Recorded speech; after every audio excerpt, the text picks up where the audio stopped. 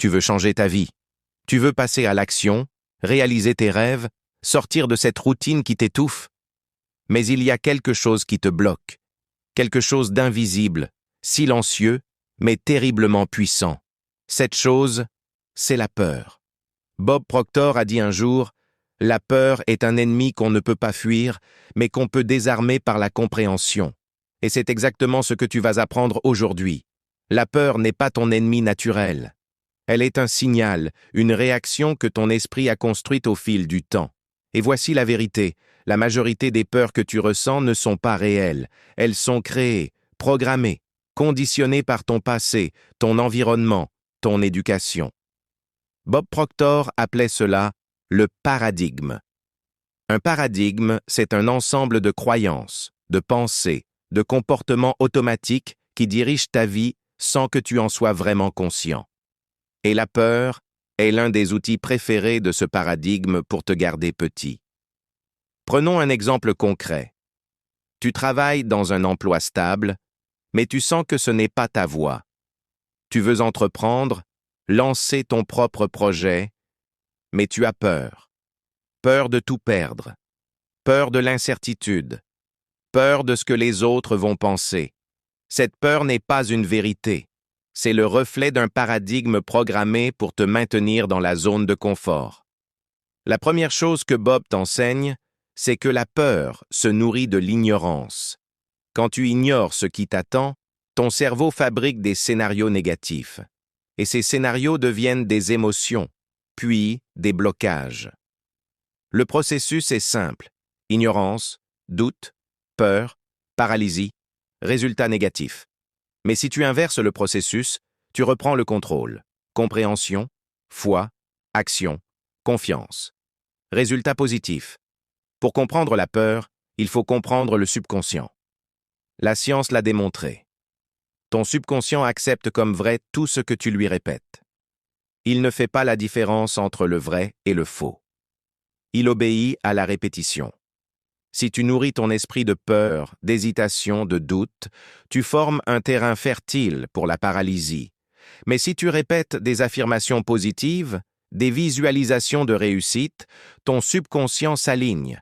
Les neurosciences confirment cela. L'amygdale, cette petite structure dans ton cerveau, déclenche la peur face à l'inconnu. Mais tu peux la réguler en activant le cortex préfrontal, siège de la logique et du raisonnement, grâce à des techniques de pleine conscience. Bob Proctor recommande 2 exercices puissants. La visualisation quotidienne. Chaque jour, imagine-toi en train de vivre la version idéale de ta vie. Ressens-la comme si elle était déjà réelle. Cela reprogramme ton cerveau. Les affirmations positives, choisis des phrases puissantes comme « Je suis capable »,« Je mérite le succès »,« J'avance avec confiance ». Répète-les matin et soir. L'exposition graduée, confronte-toi à tes peurs, un pas à la fois. Si parler en public te terrorise, commence par parler devant un ami, puis un petit groupe, jusqu'à ce que ton cerveau accepte cette réalité comme sûre. La respiration consciente. En situation de peur, pratique la cohérence cardiaque. Inspiration 5 secondes, expiration 5 secondes, pendant 5 minutes. Cela calme instantanément le système nerveux. Le journaling. Chaque soir, écris les situations qui t'ont effrayé, comment tu y as réagi, ce que tu feras différemment. Tu renforces ton auto-observation et ta maîtrise de soi. Le répète, visualise, intègre. Chaque soir, reprends mentalement ta journée. Représente-toi les moments où tu aurais pu agir avec plus de courage. Puis imagine une version de toi qui agit différemment. Ce processus d'intégration mentale reprogramme ton identité. Mais attention, la peur ne disparaît pas par magie. Elle s'élimine par l'action. Bob disait, « Tu n'as pas besoin d'être confiant pour agir, tu as besoin d'agir pour devenir confiant. » Et cette action, aussi petite soit-elle, brise l'emprise de la peur. Tu veux lancer un projet? Fais un appel? Tu veux t'exprimer? Écris une ligne? Tu veux changer de vie? Commence par une habitude. Des milliers de personnes ont changé leur vie en changeant de paradigme. Des gens ordinaires, qui étaient bloqués par la peur, ont commencé à se visualiser différemment.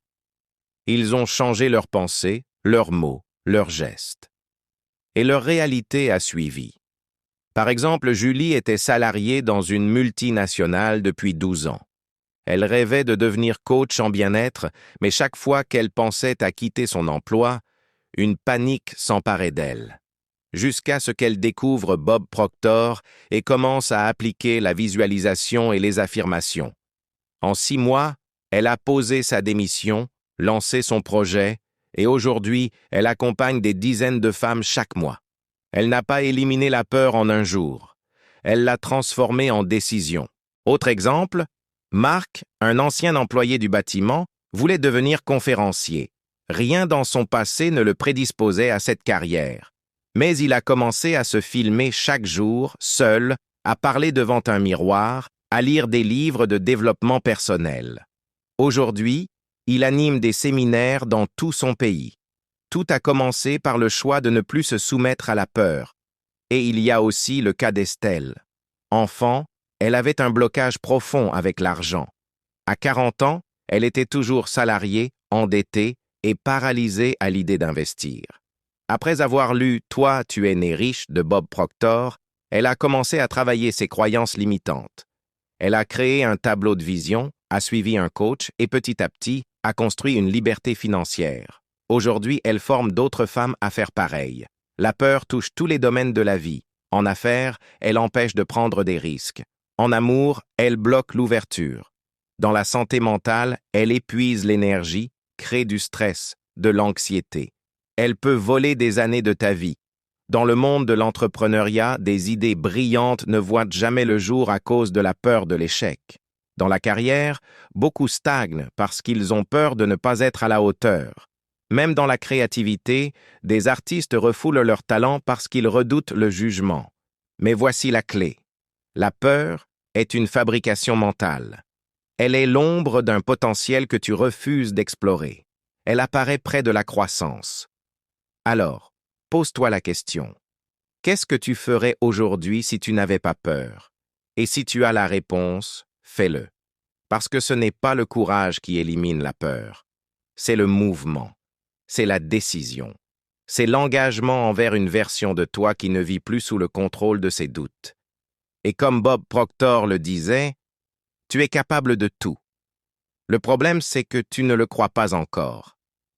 Mais aujourd'hui, tu peux commencer à y croire.